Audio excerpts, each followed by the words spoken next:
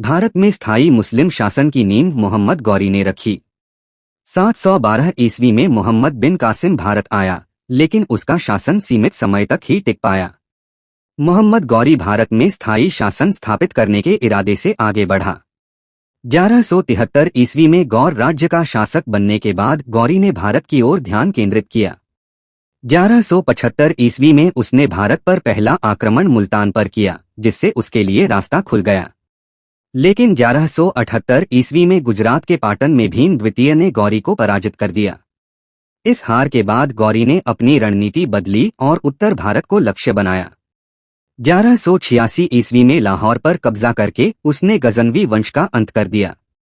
इसके बाद 1190 ईस्वी में भटिंडा के मजबूत दुर्ग पर भी गौरी ने अधिकार कर लिया।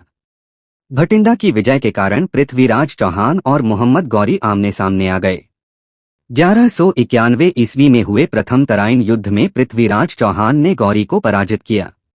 इस हार के बाद गौरी पीछे हटा, लेकिन अगले ही वर्ष पूरी तैयारी के साथ वापस लौटा। 1192 ईस्वी के द्वितीय तराइन युद्ध में मोहम्मद गौरी ने पृथ्वीराज चौहान को हरा दिया। इसके बाद 1194 ईस्वी में चंदावर युद्ध हुआ, जिसमें कन्नौज के राजा जयचंद पराजित हुए। भारत में शासन स्थापित करने के बाद 1206 ईस्वी में लौटते समय खोखर जनजाति ने गौरी की हत्या कर दी। 1192 ईस्वी में तराइन के द्वितीय युद्ध के बाद भारत में तुर्की शासन की नींव पड़ी। 1206 ईस्वी में मोहम्मद गौरी की मृत्यु के बाद कुतुबुद्दीन ऐबक स्वतंत्र शासक बना। इसी 1206 ईस्वी को दिल्ली सल्तनत की औपचारिक शुरुआत मानी जाती है। दिल्ली सल्तनत का शासनकाल 1206 से 1526 ईस्वी तक रहा। करीब 320 वर्षों तक दिल्ली सल्तनत ने उत्तर भारत पर शासन किया।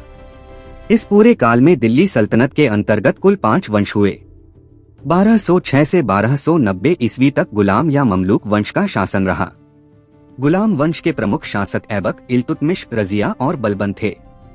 1290 ईस्वी में जलालुद्दीन खिलजी ने गुलाम वंश का अंत कर दिया। 1290 से 1320 ईस्वी तक दिल्ली पर खिलजी वंश का शासन रहा। 1320 ईस्वी में गयासुद्दीन तुगलक ने तुगलक वंश की स्थापना की। 1320 से 1414 ईस्वी तक तुगलक वंश सत्ता में रहा। 1414 ईस्वी में खिज्र खान ने सैयद वंश की स्थापना की। 1451 ईस्वी में बहलोल लोदी ने सैयद वंश को हटाकर लोदी वंश शुरू किया। 1526 ईस्वी में बाबर ने पानीपत के प्रथम युद्ध में इब्राहिम लोदी को हराया। इसी 1526 ईस्वी में दिल्ली सल्तनत का अंत और मुगल साम्राज्य की शुरुआत हुई। दिल्ली सल्तनत में सुल्तान सबसे बड़ी शक्ति माना जाता था। सुल्तान ही कानून बनाता, सेना चलाता और न्याय करता था। प्रशासन चलाने के लिए दीवान व्यवस्था बनाई गई। दीवान-ए-वजीर वित्त विभाग संभालता था। दीवान-ए-रिज़ सेना की पूरी व्यवस्था देखता था। दीवान-ए-इंशा सरकारी पत्राचार का काम करता था।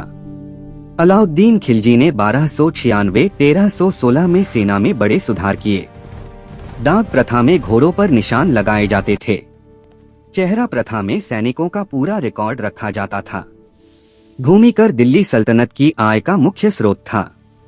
खराज किसानों से लिया जाने वाला प्रमुख कर था। गैर मुसलमानों से जजिया कर वसूला जाता था। 1296-1316 में अलाउद्दीन खिलजी ने बाजार नियंत्रण नीति लागू की। इस नीति से अनाज, कपड़ा और घोड़ों की कीमतें तय की गईं। दिल्ली सल्तनत में फारसी राजभाषा थी। अमीर खुसरो ने हिंदी और फारसी साहित्य को समृद्ध किया। कुतुब मीनार दिल्ली सल्तनत की सबसे बड़ी पहचान बनी।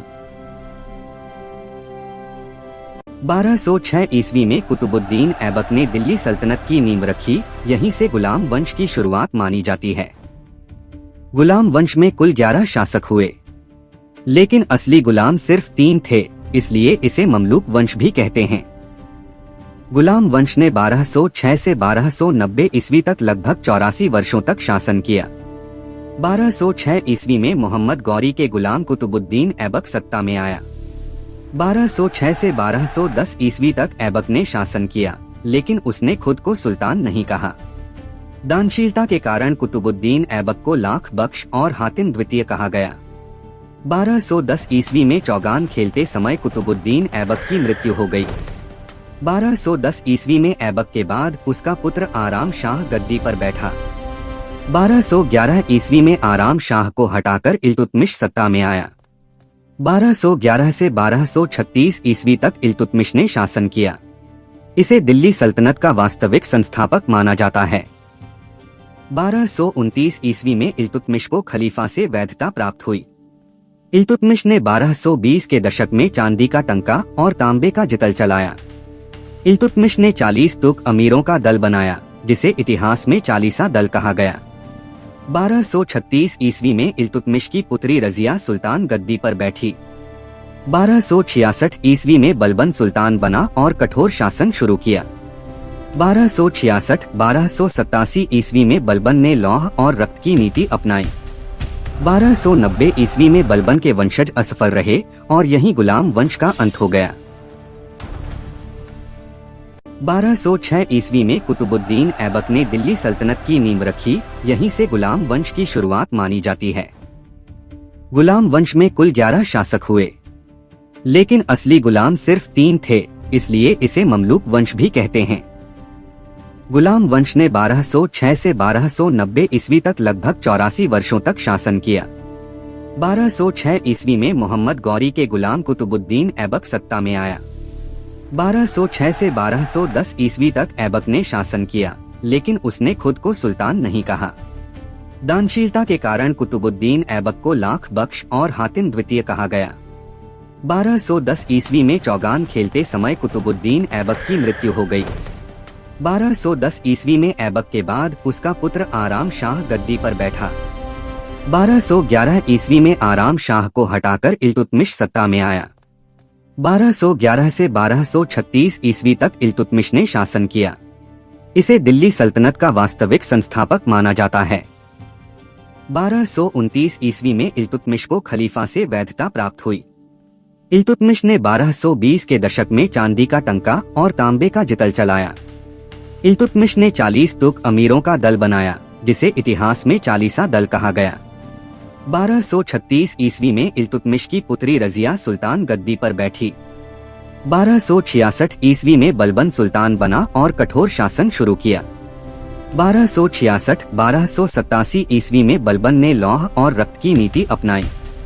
1290 ईस्वी में बलबन के वंशज असफल रहे और यहीं गुलाम वंश का अंत हो गया। खिलजी वंश की स्थापना 1290 ईस्वी में हुई और शासन चला 1320 ईस्वी तक। कुल 30 साल के शासन में खिलजी वंश के 5 सुल्तान बने। पहले सुल्तान थे जलालुद्दीन फिरोज खिलजी, शासन 1290 से 1296।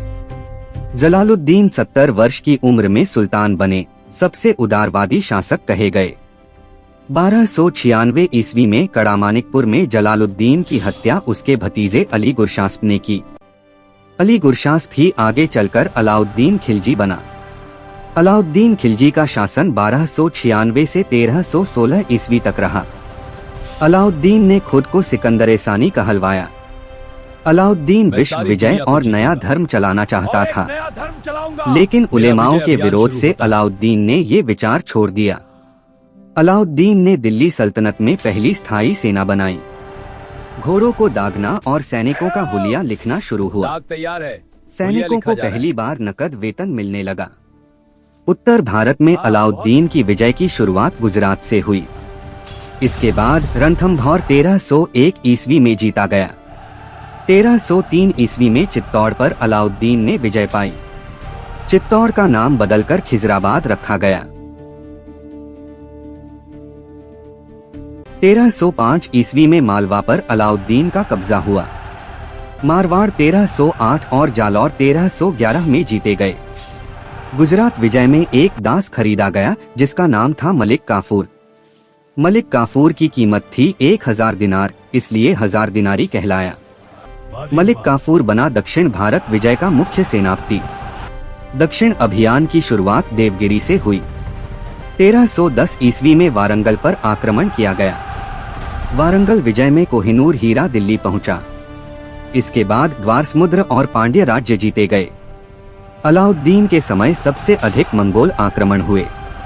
मंगोलों से निपटने के लिए बाजार नियंत्रण नीति लागू की गई। भूमि कर उपज का 50% तय किया गया। युद्ध में मिले धन का 75% सुल्तान रखता था। 1316 ईस्वी में अलाउद्दीन खिलजी की मृत्यु हो गई। अलाउद्दीन के बाद खिलजी वंश कमजोर होने लगा। अंतिम शासक खुसरो शाह 1320 ईस्वी में मारा गया। 1320 ईस्वी में गाजी मलिक ने सत्ता संभाली। गाजी मलिक बना गयासुद्दीन तुगलक। इसी के साथ खिलजी वंश का अंत हो गया।